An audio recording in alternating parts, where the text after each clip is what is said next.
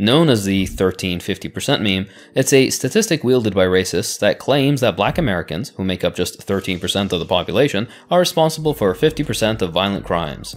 This sounds damning, but only if you don't think about it for more than 5 seconds. The stat is pure bullshit. The truth regarding crime is far more complicated and interesting, and it's very important to firstly note that crime statistics in the US don't really reflect who commits crimes, but rather who gets policed, arrested, and ultimately targeted by a centuries-old oppressive system that has adapted to the shifting attitudes towards being an overtly racist ghoul. This meme originated from FBI crime reports, specifically the Uniform Crime Report and National Crime Victimization Survey. These reports focus on arrests and victim reports, not on the actual total of crimes committed. Arrest data reflects the decisions made by law enforcement, which are influenced by racial biases, of course, rather than serving as an accurate measure of who is actually committing crimes.